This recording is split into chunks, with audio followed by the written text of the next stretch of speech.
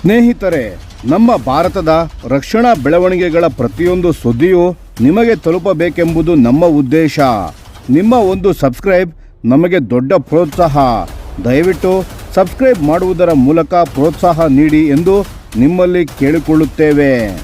ನಮಸ್ಕಾರ ಗೆಳೆಯರೇ, ದೇಶ ಪ್ರೇಮಿಗಳೇ, ನಮ್ಮ ಕನ್ನಡ ಡಿಫೆನ್ಸ್ ನ್ಯೂಸ್ ಯೂಟ್ಯೂಬ್ ಚಾನಲ್ಗೆ ಸ್ವಾಗತ ನಿಮಗೆ.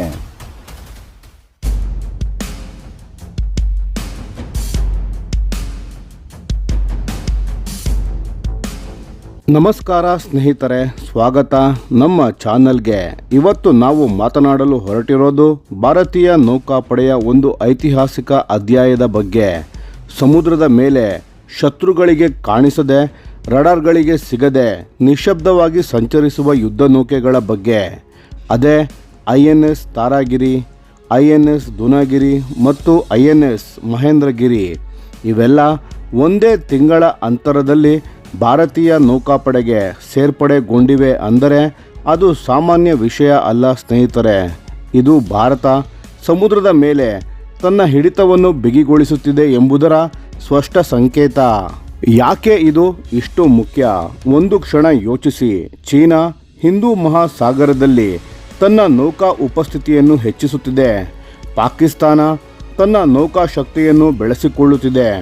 ಇಂಥ ಸಂದರ್ಭದಲ್ಲಿ ಭಾರತ ಸುಮ್ಮನೆ ಕೂರುತ್ತದೆಯಾ? ಖಂಡಿತ ಇಲ್ಲ. ಭಾರತೀಯ ನೌಕಾಪಡೆ ವೇಗವಾಗಿ ತನ್ನ ಶಕ್ತಿಯನ್ನು ವೃದ್ಧಿಸಿಕೊಳ್ಳುತ್ತಿದೆ ಮತ್ತು ಈ 3 ಯುದ್ಧ ನೌಕೆಗಳ ಇಂಡಕ್ಷನ್ ಅದರ ಭಾಗವೇ ಹೌದು. ಇವುಗಳ ಜೊತೆಗೆ ಭಾರತದ 3ನೇ ಅಣ್ವಸ್ತ್ರ ಸಜ್ಜಿತ ಜಲಾಂತರ್ಗಾಮಿ ನೌಕೆಯಾದ INS ಹರಿದಮನ್ ಕೂಡ ನೌಕಾಪಡೆಗೆ ಸೇರ್ಪಡೆಗೊಂಡಿದೆ. ಒಂದೇ ಸಮಯದಲ್ಲಿ ಸಮುದ್ರದ ಮೇಲ್ಮೈ ಮತ್ತು ನೀರಿನ ಆಳದಲ್ಲಿ ಎರಡೂ ಕಡೆ ಶಕ್ತಿಯನ್ನು ಹೆಚ್ಚಿಸಿಕೊಳ್ಳುತ್ತಿರುವ ಭಾರತ ಇದು ಖಂಡಿತ ಗೇಮ್ ಚೇಂಜರ್. ಪ್ರಾಜೆಕ್ಟ್ 17A ಎಂದರೇನು ಸ್ನೇಹಿತರೆ? ಈ 3 ಯುದ್ಧ ನೌಕೆಗಳು ಭಾರತೀಯ ನೌಕಾಪಡೆಯ ಪ್ರಾಜೆಕ್ಟ್ 17A ಅಡಿಯಲ್ಲಿ ಬರುತ್ತವೆ. ಇದನ್ನು ನೀಲಗಿರಿ ಕ್ಲಾಸ್ ಎಂದು ಕರೆಯುತ್ತಾರೆ. ಒಟ್ಟು 7 ಸ್ಟೆಲ್ತ್ ಗೈಡೆಡ್ ಮಿಸೈಲ್ ಫ್ರಿಗೇಟ್ಸ್ಗಳನ್ನು ನಿರ್ಮಿಸುವ ಈ ಯೋಜನೆ ಹಿಂದಿನ ಶಿವಾಲಿಕ್ ಕ್ಲಾಸ್ ಅಂದರೆ ಪ್ರಾಜೆಕ್ಟ್ 17ನ ಮುಂದುವರಿಕೆಯಾಗಿದೆ. ಈ ಶಿವಾಲಿಕ್ ಕ್ಲಾಸ್ ಯಾವಾಗ ಬಂತು ಗೊತ್ತಾ? 2010ರಿಂದ 2012ರ ನಡುವೆ 3 ಯುದ್ಧ ನೌಕೆಗಳು ಭಾರತದ ಮೊದಲ ಸ್ವದೇಶಿ ಸ್ಟೆಲ್ತ್ ವಾರ್ಶಿಪ್ ಆಗಿ ಸೇವೆಗೆ ಸೇರಿದ್ದವು. ಈಗಿನ ಪ್ರಾಜೆಕ್ಟ್ 17A ಅದರ ಮುಂದಿನ ಹೆಜ್ಜೆ. ಇನ್ನಷ್ಟು ಉತ್ತಮ ಸ್ಟೆಲ್ತ್, ದೊಡ್ಡ ಗಾತ್ರ, ಆಧುನಿಕ ಶಸ್ತ್ರಾಸ್ತ್ರ ಮತ್ತು ಸೆನ್ಸಾರ್ ವ್ಯವಸ್ಥೆ. ಪ್ರತಿ ಯುದ್ಧ ನೌಕೆಯು ಸುಮಾರು 6670 ಟನ್ ತೂಕ ಮತ್ತು 149 ಮೀಟರ್ ಉದ್ದ ಇದೆ. ಒಂದು ಫುಟ್ಬಾಲ್ ಮೈದಾನಕ್ಕಿಂತ ದೊಡ್ಡ ಗಾತ್ರ. ಅಂದರೆ ಅರ್ಥ ಆಗುತ್ತೆ ಅಲ್ವಾ ಇದರ ಭವ್ಯತೆ. INS ಮಹೇಂದ್ರಗಿರಿ ಏನು ವಿಶೇಷ? ಈ ನೌಕೆ ಏಪ್ರಿಲ್ 30ರಂದು ಮುಂಬೈನ ಮಸ್ಗಾವ್ ಡಾಕ್ ಶಿಪ್ ಬಿಲ್ಡರ್ಸ್ ಲಿಮಿಟೆಡ್ ಅಂದರೆ MDSLನಲ್ಲಿ ಭಾರತೀಯ ನೌಕಾಪಡೆಗೆ ಹಸ್ತಾಂತರವಾಯಿತು. ಇದು ಪ್ರಾಜೆಕ್ಟ್ 17Aನ 6ನೇ ನೌಕೆ ಮತ್ತು MDSLನ ನಿರ್ಮಿಸಿದ 4ನೇ ನೌಕೆ. ಈ INS ಮಹೇಂದ್ರಗಿರಿ ಕೇವಲ ಒಂದು ಯುದ್ಧ ನೌಕೆ ಮಾತ್ರ ಅಲ್ಲ. ಇದು ಭಾರತ ಎಷ್ಟು ಸಮರ್ಥ ಯುದ್ಧ ನೌಕೆಗಳನ್ನು ತಾನೇ ನಿರ್ಮಿಸಬಲ್ಲದು ಎಂಬುದರ ಜೀವಂತ ಸಾಕ್ಷಿ. ಸ್ಟೆಲ್ತ್ ವೈಶಿಷ್ಟ್ಯ, ಶಕ್ತಿಶಾಲಿ ಶಸ್ತ್ರಾಸ್ತ್ರ, ಆಟೋಮೇಷನ್ ಮತ್ತು ಬದುಕುಳಿಯುವ ಸಾಮರ್ಥ್ಯ ಎಲ್ಲವೂ ಒಂದೇ ನೌಕೆಯಲ್ಲಿ ಪ್ಯಾಕ್ ಆಗಿದೆ. ಇನ್ನೊಂದು ಮುಖ್ಯ ವಿಷಯ ಹೇಳಬೇಕು ಸ್ನೇಹಿತರೆ. ಈ ಪ್ರಾಜೆಕ್ಟ್ 17A ನೌಕೆಗಳು ಸುಮಾರು 75% ಸ್ವದೇಶಿ ಉತ್ಪಾದನೆಯಿಂದ ಹೊಂದಿವೆ. ಡಿಸೈನ್ ಭಾರತೀಯ ನೌಕಾಪಡೆಯ ವಾರ್ಶಿಪ್ ಡಿಸೈನ್ ಬ್ಯೂರೋ ಮಾಡಿದೆ. 200ಕ್ಕಿಂತ ಹೆಚ್ಚು ಸಣ್ಣ ಮತ್ತು ಮಧ್ಯಮ ಕೈಗಾರಿಕೆಗಳು ಇದರಲ್ಲಿ ಭಾಗವಹಿಸಿವೆ. 4000 ನೇರ ಉದ್ಯೋಗ, 10,000ಕ್ಕಿಂತ ಹೆಚ್ಚು ಪರೋಕ್ಷ ಉದ್ಯೋಗ ಸೃಷ್ಟಿಯಾಗಿದೆ. ಇದು ಆತ್ಮನಿರ್ಭರ ಭಾರತ ಅಲ್ಲದೆ ಮತ್ತೇನು? INS ದುನಾಗಿರಿ ಹಳೆಯ ಹೆಸರು, ಹೊಸ ಶಕ್ತಿ. ಮಾರ್ಚ್ 30ರಂದು ಕೋಲ್ಕತ್ತಾದ Garden Reach Ship Builders and Engineers ಅಂದರೆ GRACನಲ್ಲಿ INS ದುನಾಗಿರಿ ನೌಕಾಪಡೆಗೆ ಹಸ್ತಾಂತರವಾಯಿತು. ಇದು ಪ್ರಾಜೆಕ್ಟ್ 17Aನ 5ನೇ ನೌಕೆ.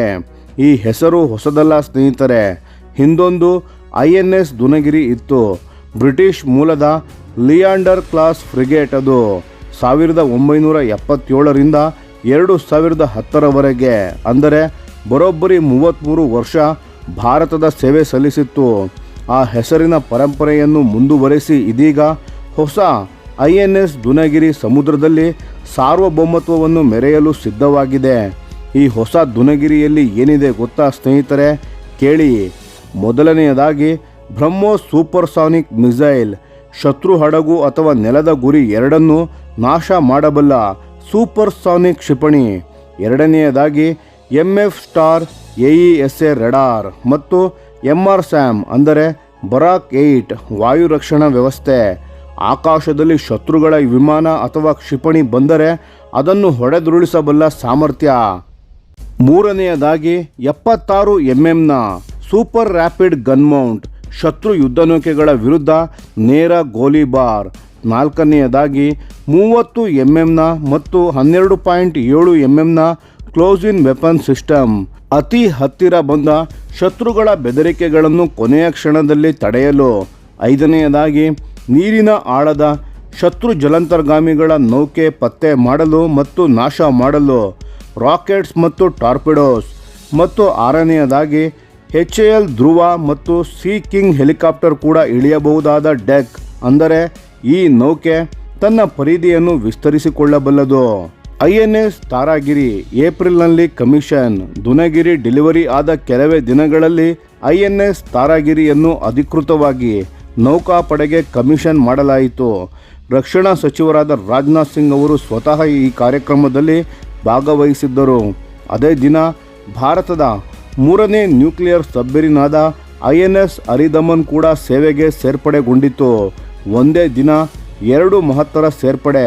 ಇದರ ಮಹತ್ವ ಅರ್ಥ ಆಗ್ತಾ ಇದೆಯಾ ಸ್ನೇಹಿತರೆ? ಸ್ಟೆಲ್ತ್ ಎಂದರೇನು? ಹಡಗು ಹೇಗೆ ಅದೃಶ್ಯವಾಗುತ್ತದೆ? ಸ್ನೇಹಿತರೆ, ಒಂದು ಮುಖ್ಯ ಪ್ರಶ್ನೆ. ಹಡಗು ಸ್ಟೆಲ್ತ್ ಆಗುತ್ತೆ ಅಂದರೆ ಏನು? ಅದು ಕಾಣಿಸದೆ ಹೋಗುತ್ತಾ? ಹಾಗಲ್ಲ, ಕಣ್ಣಿಗೆ ಕಾಣಿಸಬಹುದು, ಆದರೆ ಶತ್ರುವಿನ ರೆಡಾರ್ಗೆ ಸೆನ್ಸಾರ್ಗಳಿಗೆ ಸಿಗುವುದಿಲ್ಲ. ಹೇಗೆ ಅಂದರೆ, ರೆಡಾರ್ ಕಣ್ತಪ್ಪಿಸಲು ಕಾಂಪೋಸಿಟ್ ಮೆಟೀರಿಯಲ್ಸ್ ಮತ್ತು ರೆಡಾರ್ ಅಬ್ಸಾರ್ಬೆಂಟ್ ಕೋಟಿಂಗನ್ನು ಬಳಸಿ ನೌಕೆಯ ರಚನೆಯನ್ನು ಮಾಡಲಾಗುತ್ತೆ. ಅಲ್ಲದೆ ಶಸ್ತ್ರಾಸ್ತ್ರ ಮತ್ತು ದೋಣಿಗಳನ್ನು ಫ್ಲಶ್ ಮೌಂಟೆಡ್ ಮಾಡಿ ಮರೆ ಮಾಡಲಾಗುತ್ತದೆ. ಶಾಖ ತಗ್ಗಿಸಲು ಇಂಜಿನ್ನಿಂದ ಹೊರಬರುವ ಬಿಸಿ ಹೊಗೆಯನ್ನು ತಂಪು ಮಾಡಲು ವಿಶೇಷ ತಂತ್ರಜ್ಞಾನವನ್ನು ಬಳಸಲಾಗುತ್ತದೆ. ಏಕೆಂದರೆ ಶತ್ರು ಇನ್ಫ್ರಾರೆಡ್ ಸೆನ್ಸಾರ್ನ ಮೂಲಕ ಶಾಖ ಪತ್ತೆ ಮಾಡಬಲ್ಲ. ಶಬ್ದ ತಗ್ಗಿಸಲು ನೀರಿನಲ್ಲಿ ಸಾಗುವ ಪ್ರೊಪೆಲ್ಲರ್ ವಿಶೇಷ ವಿನ್ಯಾಸವನ್ನು ಹೊಂದಿದೆ. ಕ್ಯಾವಿಟೇಷನ್ ಅಂದರೆ ಗುಳ್ಳೆ ಸದ್ದು ಆದಷ್ಟು ತಡೆಯಲಾಗುತ್ತೆ, ಯಾಕೆಂದರೆ ಈ ಸದ್ದು ಸೋನಾರ್ ಮೂಲಕ ಪತ್ತೆಯಾಗಬಹುದು. ಒಟ್ಟಿನಲ್ಲಿ ಹೇಳಬೇಕೆಂದರೆ ಈ ನೌಕೆ ಮೌನವಾಗಿ ಸಾಗುತ್ತದೆ, ಶತ್ರುಗಳಿಗೆ ತಿಳಿಯದೆ ಅವರ ಬಳಿ ತಲುಪಬಲ್ಲದು. ಇದು ನೌಕಾ ಯುದ್ಧದಲ್ಲಿ ದೊಡ್ಡ ಪ್ರಯೋಜನ ಸ್ನೇಹಿತರೆ. ಕೋರ್ಡಾಗ್ ಪ್ರೊಪಲ್ಷನ್, ಡೀಸೆಲ್ ಮತ್ತು ಗ್ಯಾಸ್ ಟರ್ಬೈನ್. ಈ ನೌಕೆಗಳು ಕೋರ್ಡಾಗ್ CODOG ಎಂಬ ಪ್ರೊಪಲ್ಷನ್ ಸಿಸ್ಟಮ್ ಅನ್ನು ಬಳಸುತ್ತವೆ. ಕಂಬೈನ್ಡ್ ಡೀಸೆಲ್ ಆರ್ ಗ್ಯಾಸ್ ಎಂದರ್ಥ. ಸರಳವಾಗಿ ಹೇಳಬೇಕೆಂದರೆ ಸಾಮಾನ್ಯ ಸಂಚಾರಕ್ಕೆ ಡೀಸೆಲ್ ಇಂಜನ್ನನ್ನು ಬಳಸಿ ಇಂಧನವನ್ನು ಉಳಿಸಲಾಗುತ್ತೆ. ಶತ್ರುವನ್ನು ಅಟ್ಟಿಸಿಕೊಂಡು ಹೋಗಬೇಕು ಅಥವಾ ವೇಗವಾಗಿ ತಪ್ಪಿಸಿಕೊಳ್ಳಬೇಕು ಅನಿಸಿದಾಗ ಗ್ಯಾಸ್ ಟರ್ಬೈನ್ ಆನ್ ಮಾಡಿ ಸ್ಪೀಡ್ ಹೆಚ್ಚಿಸಬಹುದು. ಇದು ಸಮುದ್ರದಲ್ಲಿ ನಾರ್ಮಲ್ ಸ್ಪೀಡ್ನಲ್ಲಿ ಹೋಗುತ್ತೆ. ಅಗತ್ಯ ಬಿದ್ದಾಗ ಟರ್ಬೋ ಬೂಸ್ಟ್ ಒತ್ತಿದಂತೆ ಸ್ಮಾರ್ಟ್ ಅಲ್ಲವಾ? ಇದರ ಜೊತೆಗೆ ಇಂಟಿಗ್ರೇಟೆಡ್ ಪ್ಲಾಟ್ಫಾರ್ಮ್ ಮ್ಯಾನೇಜ್ಮೆಂಟ್ ಸಿಸ್ಟಮ್ ಅಂದರೆ IPMS, ಇಂಜಿನ್ ಮತ್ತು ಎಲ್ಲ ವ್ಯವಸ್ಥೆಗಳ ಮೇಲ್ವಿಚಾರಣೆ ಕಡಿಮೆ ಸಿಬ್ಬಂದಿಯಿಂದಲೇ ಮಾಡಬಹುದಾಗಿದೆ. ಅಂದರೆ ಕಡಿಮೆ ಜನರಿಂದ ಹೆಚ್ಚಿನ ಕೆಲಸ. ಇದು ಅತ್ಯಾಧುನಿಕ ಯುದ್ಧ ತಂತ್ರಜ್ಞಾನ. ಭಾರತ ಬ್ಲೂ ವಾಟರ್ ನೇವಿ ಕಡೆ ಸಾಗುತ್ತಿದೆ. ಸ್ನೇಹಿತರೆ, ಬ್ಲೂ ವಾಟರ್ ನೇವಿ ಎಂದರೇನು? ಅದು ತನ್ನ ಕರಾವಳಿ ಬಿಟ್ಟು ದೂರದ ಸಾಗರಗಳಲ್ಲಿ ದೀರ್ಘಕಾಲ ಸ್ವತಂತ್ರವಾಗಿ ಕಾರ್ಯನಿರ್ವಹಿಸಬಲ್ಲ ನೌಕಾಶಕ್ತಿ. ಭಾರತ ಅದರ ಕಡೆ ದ್ರುತಗತಿಯಲ್ಲಿ ಸಾಗುತ್ತಿದೆ. ಹಿಂದೂ ಮಹಾಸಾಗರ ಭಾರತಕ್ಕೆ ಕೇವಲ ಒಂದು ಸಮುದ್ರ ಅಲ್ಲ. ನಮ್ಮ ವ್ಯಾಪಾರ, ತೈಲ ಸಾಗಾಣಿಕೆ, ಭದ್ರತೆ ಎಲ್ಲವೂ ಇದರ ಮೇಲೆ ನಿಂತಿದೆ. ಇಂತಹ ನಿರ್ಣಾಯಕ ಸ್ಥಳಗಳಲ್ಲಿ ಭಾರತ ಶಕ್ತಿಶಾಲಿ ಉಪಸ್ಥಿತಿಯನ್ನು ತೋರಿಸುವುದು ಅತ್ಯಗತ್ಯ. ಈ ಮೂರು ನೌಕೆಗಳ ಸೇರ್ಪಡೆ ಇಂಥ ದೊಡ್ಡ ದೃಷ್ಟಿಕೋನದ ಭಾಗ. ಸ್ನೇಹಿತರೆ, INS ಮಹೇಂದ್ರಗಿರಿ, INS ದುನಗಿರಿ ಮತ್ತು INS ತಾರಾಗಿರಿ ಈ 3 ಹೆಸರುಗಳು ಭಾರತದ ನೌಕಾಶಕ್ತಿ ಇನ್ನು ಮುಂದೆ ಮೌನವಾಗಿ ಸಮುದ್ರ ಆಳುತ್ತೆ ಎಂಬ ಸ್ಪಷ್ಟ ಸಂದೇಶ ಕೊಡುತ್ತಿದೆ. ಶತ್ರುಗಳಿಗೆ ಕಾಣಿಸದೆ, ರಡಾರ್ಗೆ ಸಿಗದೆ, ಸದ್ದಿಲ್ಲದೆ ಸಾಗಿ ಅಗತ್ಯ ಬಿದ್ದಾಗ ಮಾತ್ರ ತನ್ನ ಶಕ್ತಿಯನ್ನು ಪ್ರದರ್ಶಿಸುವ ಭಾರತ ಇದು ನಿಜಕ್ಕೂ ಹೆಮ್ಮೆ ಪಡಬೇಕಾದ ವಿಷಯ. ಆತ್ಮನಿರ್ಭರ ಭಾರತ ಸಮುದ್ರದ ಮೇಲೂ ನಿಜವಾಗುತ್ತಾ ಇದೆ. 100ಕ್ಕಿಂತ ಹೆಚ್ಚು ಸ್ವದೇಶಿ ಯುದ್ಧ ನೌಕೆಗಳ ಸೇರ್ಪಡೆ ಈ ನಿಟ್ಟಿನಲ್ಲಿ ದೊಡ್ಡ ಮೈಲುಗಲ್ಲು.